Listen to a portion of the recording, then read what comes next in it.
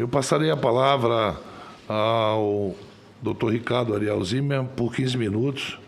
Logo em seguida, passarei a palavra ao senhor, o Dr. Francisco Eduardo Cardoso Osório, também por 15 minutos.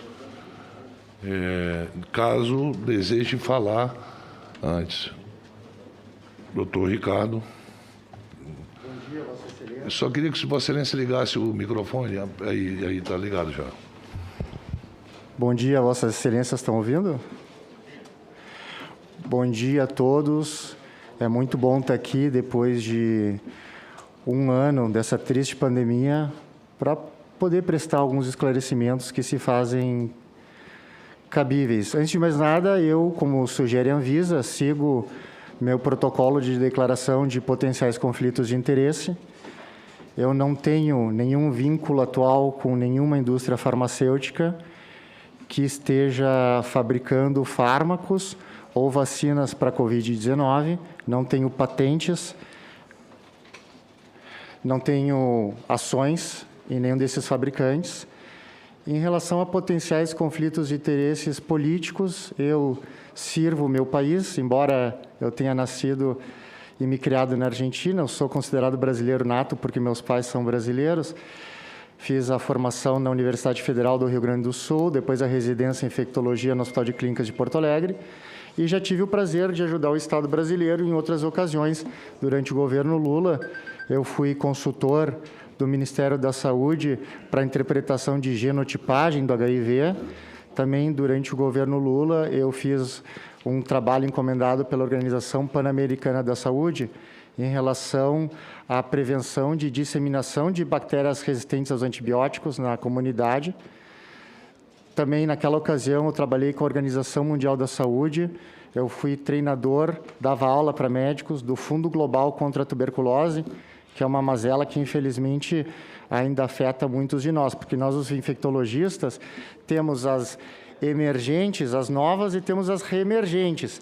Então, a gente é desafiado sempre com as velhas e com as novas. Depois, no governo Dilma, eu coordenei um grupo técnico da Anvisa, fui o coordenador do Protocolo Brasileiro de Prevenção de Infecção de Corrente Sanguínea, o que é de extrema importância, porque as taxas hoje, infelizmente, no Brasil, nos hospitais de infecção de corrente sanguínea, que também vitimou muitas pessoas com Covid-19, são 5 vezes maiores do que nos hospitais norte-americanos. E eu pude coordenar, então, esse manual.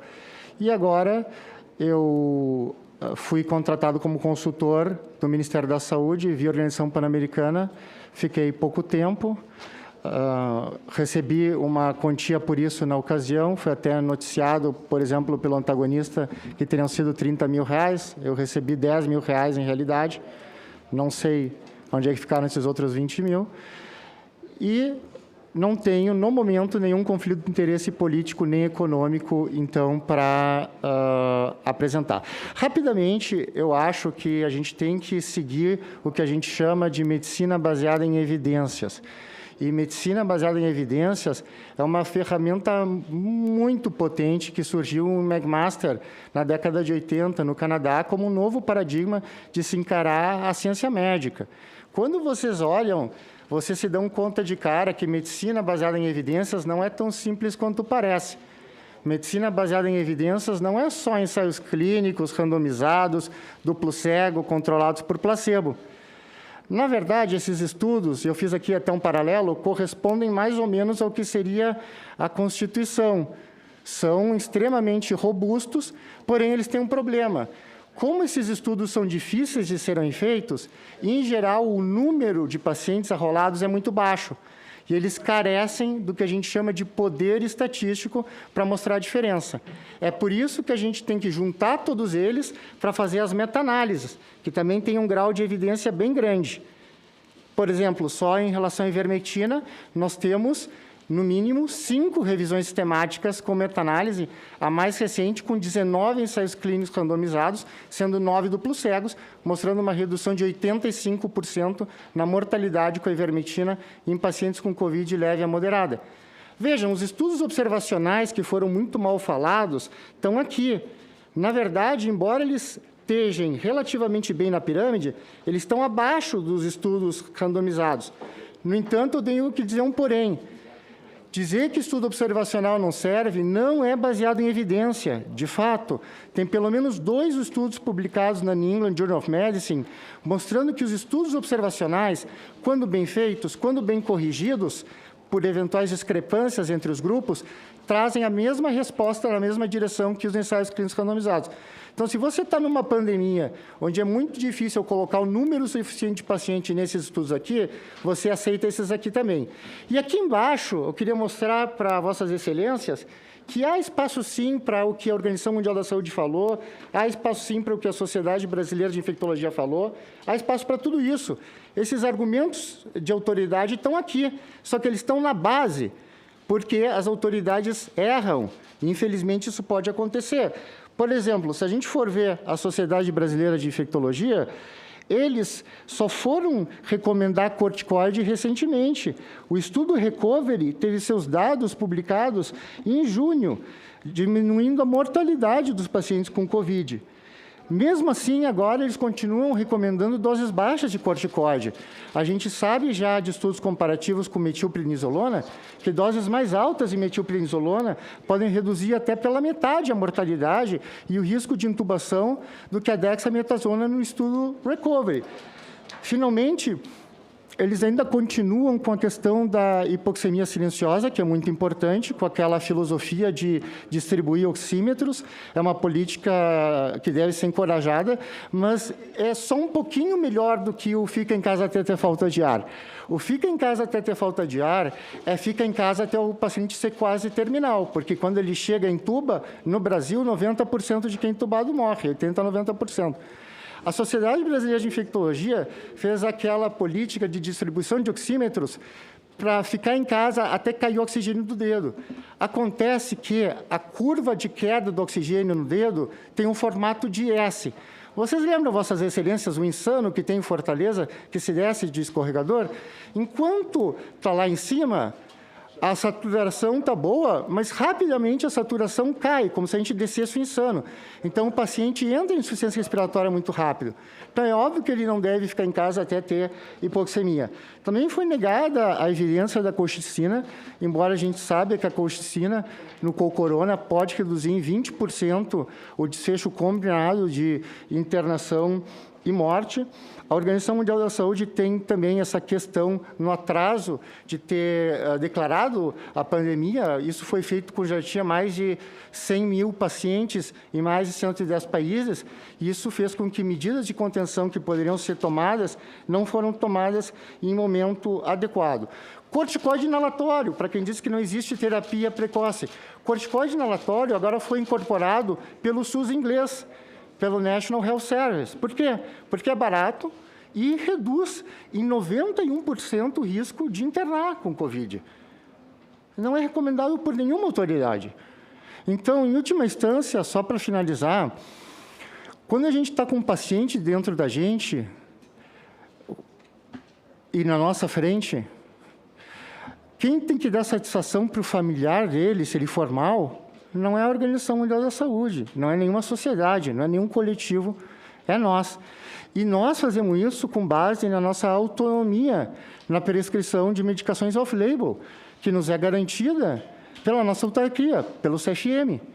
Então, quem garante a nossa prática está nos defendendo e nos permitindo que, nesse momento de extrema coerção que alguns colegas estão sofrendo, a gente ainda continue a tratar a nossa população.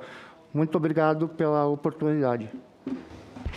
Obrigado, doutor Ricardo Zimmermann. Doutor Francisco Alves.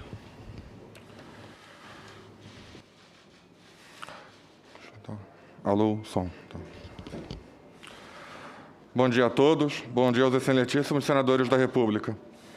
Agradeço o convite feito por este colendo colegiado, a Casa Alta do Congresso Brasileiro, para dar meu testemunho sobre a minha experiência no enfrentamento à pandemia pelo novo coronavírus em nosso país, como médico e como servidor público. Meu nome é Francisco Eduardo Cardoso Alves, sou natural do município do Rio de Janeiro, capital do Estado. Sou médico formado pela Faculdade de Medicina da Universidade Federal do Rio de Janeiro, com residência médica em infectologia pelo Instituto de Infectologia Emílio Ribas, o maior e mais tradicional hospital de doenças infecciosas da América Latina, na cidade de São Paulo, onde resido há 18 anos. Após a residência, mediante concurso público, me tornei médico assistente da UTI do Emílio Ribas, centro de excelência que reúne a nata da infectologia brasileira no serviço público. Também sou perito médico federal do Ministério da Economia, nome atual da antiga carreira de perito médico do INSS. Fui presidente entre 2015 e 2020 da Associação Nacional dos Peritos Médicos Federais e atualmente sou vice-presidente eleito desta entidade. Durante minha vida estudantil, sempre fui eleito pelos meus pares para representá-los perante as instituições às quais estávamos vinculados. Quando escolhi cursar medicina, tinha claro em mim um único objetivo: salvar vidas. Acolher o sofrimento do cidadão e contribuir com o melhor da minha prática e técnica para aliviar as dores da pessoa que me procura, curar, se possível, prevenir sempre. Logo no início da faculdade, ficou claro as dificuldades que teria pela frente no plano pessoal, profissional e social para atingir tal meta. Porém, persevero há 23 anos neste propósito. O bom médico sempre é um eterno aluno. Ainda na faculdade, participei de projetos de extensão que ajudaram centenas de famílias carentes em favelas do Rio de Janeiro. Projeto esse que recebeu premiações da UFRJ. Desde que me formei em medicina, sempre trabalhei no Sistema Único de Saúde, onde atuo salvando vidas há 20 anos. Dentro dos preceitos éticos que regem a atividade médica nesse país, a despeito das enormes carências que o SUS enfrenta até hoje, inclusive os péssimos salários pagos aos profissionais responsáveis por cuidar da vida dos cidadãos brasileiros. Em todos esses anos, nunca me furtei a atender gratuitamente incontáveis pessoas que me procuraram, dia e noite, em busca de auxílio, ajuda, orientação ou recomendação. Sempre fez parte da minha essência querer ajudar o próximo. Porém, entendo que nossa profissão não é um regime sacerdotal. Ela precisa ser valorizada e bem remunerada, precisa de dignidade no ambiente de trabalho e condições de atendimento. Mas isso nunca me impediu de ajudar o outro. A saúde não é valorizada nesse país como deveria. Muita gente passa muita necessidade para conseguir o básico, às vezes nem isso. Só quem está na linha de frente, longe de gabinetes, entende essa situação e sabe o que realmente ocorre nos postos de atendimento país afora. Como servidor público, em outra área social sensível, a Previdência Social, sendo um agente do Estado brasileiro, sempre contribuí com todos os governos que solicitaram ajuda, seja no governo Lula, governo Temer e agora no atual governo. Quando se trata de ajudar o país e ajudar o povo brasileiro, não devemos jamais olhar para bandeiras políticas e sim fazer o que há de melhor para cumprir nossa missão. Como dirigente da Associação Nacional dos Peritos Médicos Federais, ajudamos o governo Temer, especialmente, a reorganizar o gerenciamento da perícia médica federal, acabamos com as filas de espera para agendamento de perícia médica no INSS, elevamos o padrão de atendimento dentro das unidades e ajudamos a realizar o maior programa de austeridade socioeconômica do país na última década, o Programa Revisional de Benefícios por Incapacidade, que, de acordo com um estudo publicado em revista da Fundação Getúlio Vargas, gerou uma economia de 85 bilhões de reais no controle de benefícios indevidos, fraudulentos ou já vencidos, que ainda eram pagos pelos cofres do trabalhador brasileiro. Graças a esse programa, segundo declarações à época das autoridades, foi possível criar o 13º salário do Bolsa Família no ano de 2019, por exemplo. Como médico infectologista, assim que os primeiros rumores de uma nova pneumonia viral começaram a surgir nos grupos de conversas de todo o mundo no final de dezembro de 2019 e início de janeiro de 2020, percebi que se tratava de algo muito sério e comecei a estudar profundamente o tema e guardar todos os artigos que começavam a surgir sobre o assunto, muitos ainda em formato de pré-publicação, pois ainda não havia dado tempo de verificação por pares. Parte significativa desse material começou a vir da China, foco primário da pandemia. Ficou claro que se tratava de uma nova forma de pneumonia viral causada por uma nova variante do coronavírus, causador de síndrome respiratória aguda grave, conhecida pela sigla SARS, agora denominada SARS-CoV-2 ou simplesmente novo coronavírus. Os estudos e ensaios clínicos começavam a demonstrar que era mais que uma doença meramente pulmonar. Se tratava de uma doença sistêmica que atingia o corpo todo, causando vasculite disseminada e inflamação de diversos órgãos além do pulmão, sendo que também aumentava a chance de eventos trombóticos nos portadores dos vírus. Vídeos com pessoas desmaiando destinados em cidades chinesas e sendo levadas de ambulância, feitos nas janelas de prédios das cidades atingidas pelo foco inicial.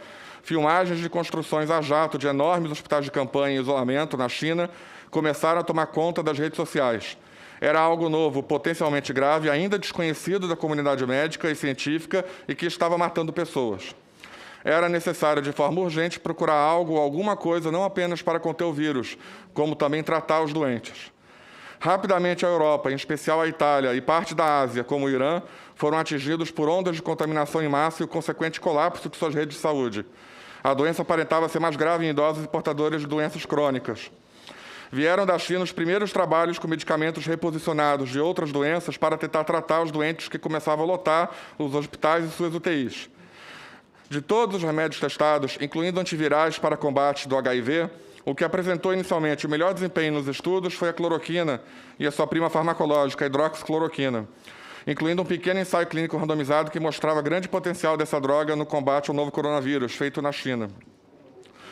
Em medicina, excelentíssimos senadores, a prática de utilizar fármacos homologados para determinadas doenças em tratamentos para outras doenças, aproveitando-se seja de uma plausibilidade clínica, biológica, farmacológica ou até mesmo um efeito colateral que acaba sendo útil para o tratamento de outra doença, se chama uso off-label da medicação, ou seja, uso fora da bula oficial.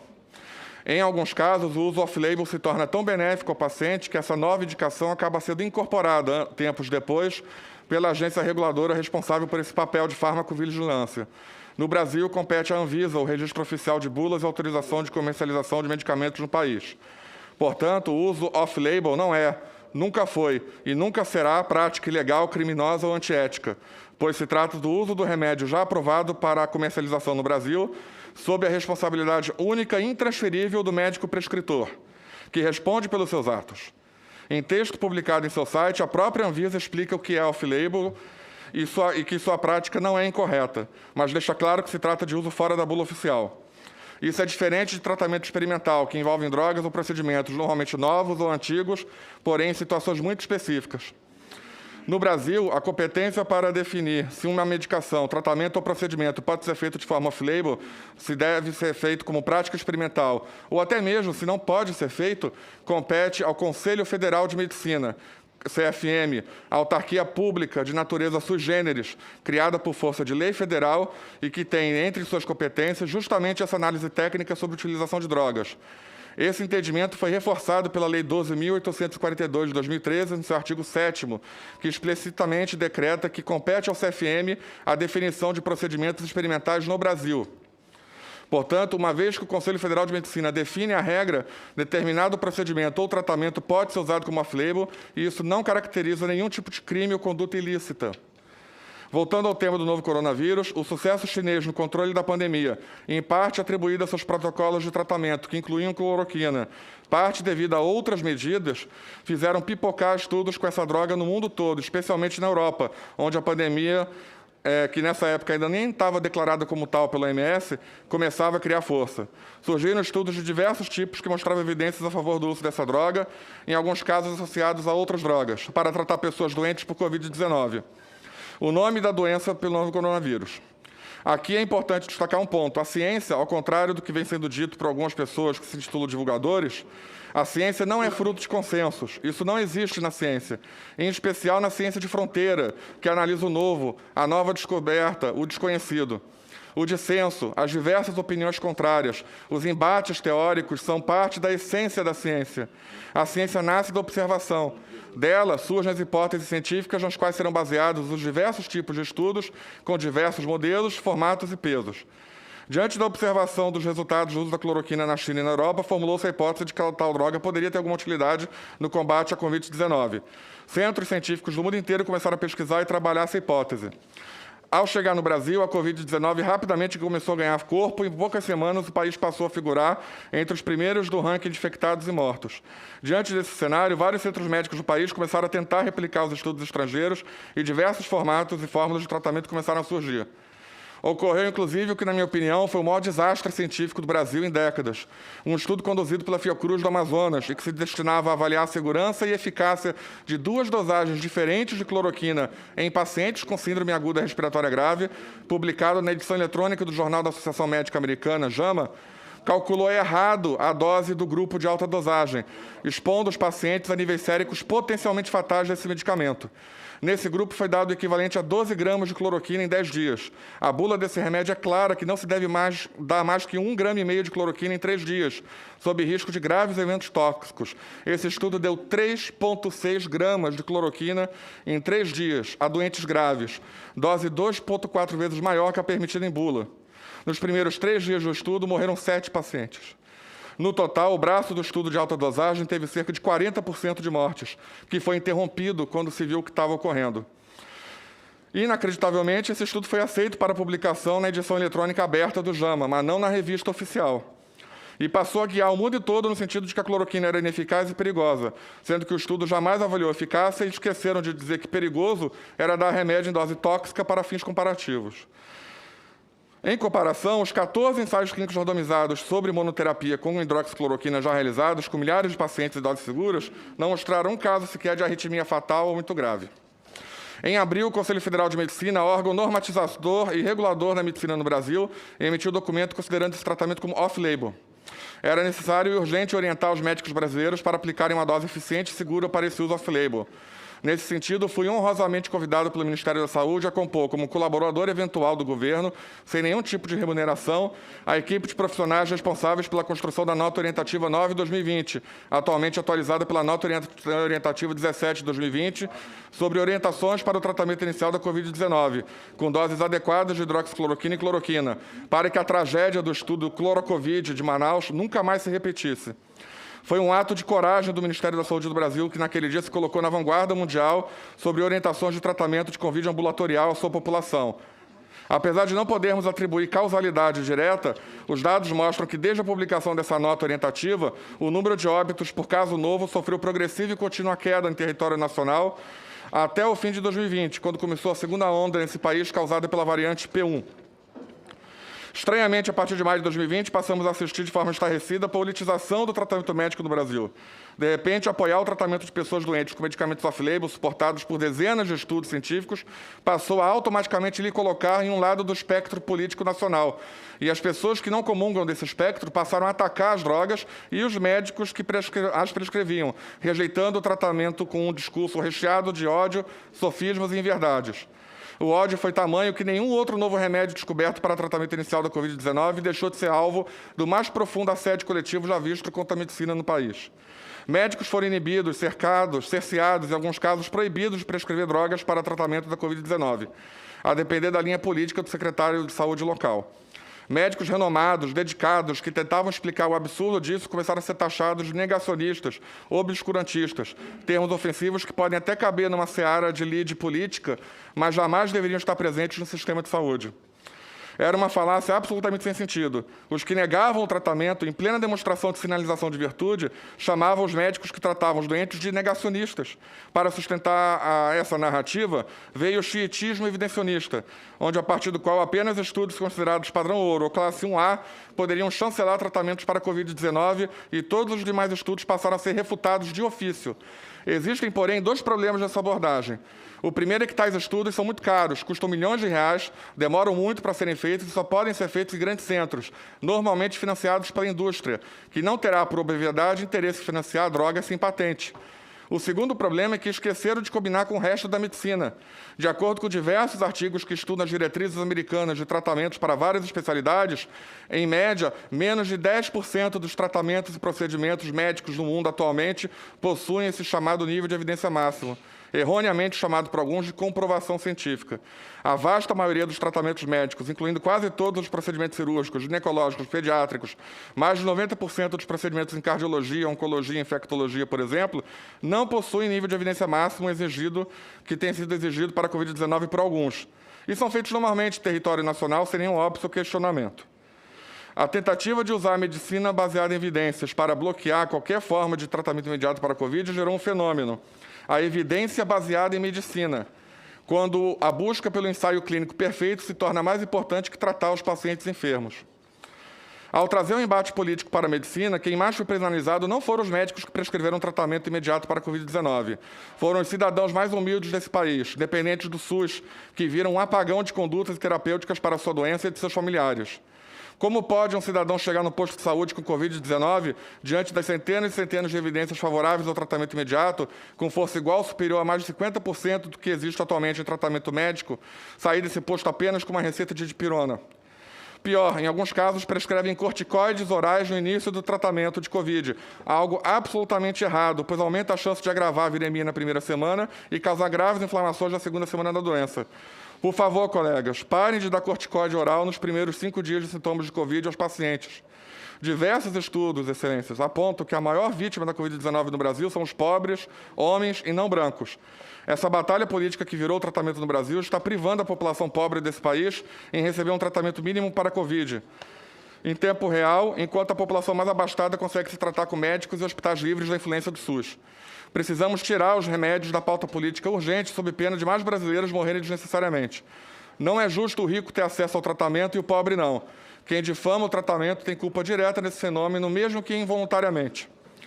Junto com a pandemia da Covid-19, assistimos às salas de emergência do país serem invadidas por juízes, políticos e repórteres, cada um disputando para ver quem fala mais grosso com o médico e quem sabe mais de Covid-19.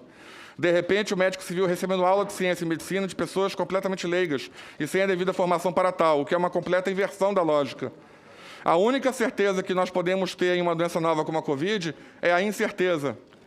Pouco ainda sabemos. Aqueles que se levantam para falar, sei tudo sobre Covid, não existe tratamento precoce, demonstram mais sobre sua ignorância ao tema do que propriamente sabedoria. Para concluir, doutor, por favor. Concluir. Já passou mais de 15 minutos. Urge e é necessário retirar os juízes, políticos e repórteres da sala de emergência e posto-atendimento desse país. O CFM, como autoridade máxima desse país, defende a autonomia do médico baseada em sua relação com o paciente, estudo individualizado de cada caso e a prescrição conforme a convicção do médico e a livre escolha e aceitação do paciente. Não cabe a demais entes desse país definirem que tipo de tratamento pode ou não ser dado, seja na Covid-19, seja em qualquer outra doença. Se permitirmos que isso ocorra, será o fim da civilização e o início da barbárie em saúde. Em minha vivência na Covid-19, eu já atendi a mais de 1.000 casos muito graves, com poucos óbitos, graças a Deus. A equipe com a qual trabalhamos em São Paulo já atendeu mais de 4.000 casos, com pouquíssimos desfechos fatais. Nós temos resultados, excelentíssimos senadores. Resultados, não é opinião, são fatos. Se o remédio funciona, se ele deve ser aplicado ou não de acordo com o caso clínico, dentro da autonomia médica, compete aos médicos e sob a guarda do CFM e dos Conselhos Regionais de Medicina. Se nesse momento eu não consigo descrever com precisão seu mecanismo de ação, isso é secundário, que os cientistas pesquisem e publiquem. Nós, médicos, estamos aqui para atender as pessoas e salvar vidas. Nada pode nos desviar desse destino. Sobre o tratamento imediato, para finalizar, quem ainda discute se ele como sendo sinônimo de cloroquina e hidroxicloroquina está enganado.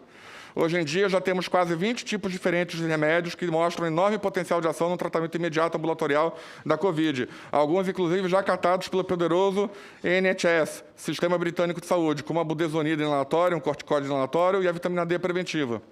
Alguns remédios novos se mostraram falhos no uso hospitalar, porém promissores no uso precoce, como o anticorpo monoclonal. Até mesmo a pesquisa de novas drogas vem comprovando isso. Recentemente, o novo antiviral, em pesquisa por uma poderosa indústria, abandonou o braço hospitalar e passou a estudar apenas o uso imediato de sua droga experimental. Portanto, conceitos emanados como plena verdade para alguns, como a não existência de tratamento precoce e que tais remédios, tratamentos são comprovadamente ineficazes, além de não serem condizentes com a verdade, mostram que por trás dessas falas tem uma narrativa negacionista sendo construída. Todos os dias nesse país, nesse exato momento, isso está acontecendo. Pessoas estão sendo salvas graças a médicos que resolveram enfrentar essa narrativa negacionista e estão tratando seus doentes da melhor forma que for possível, defendendo sua autonomia. Venho aqui como médico infectologista que trata na vida real pacientes com Covid-19, demonstrar para a nação brasileira que pensem 2 vezes após ouvir esse tipo de discurso. Acreditem no seu médico. Muitos me pediram para não vir aqui. Porém, qual o melhor local para o pleno exercício da democracia e das liberdades civis que dentro do Senado Federal? Agradeço a oportunidade e estou à disposição do Senado para contribuir para esse debate. Desculpe o tempo alongado. Muitos lhe pediram para não vir aqui.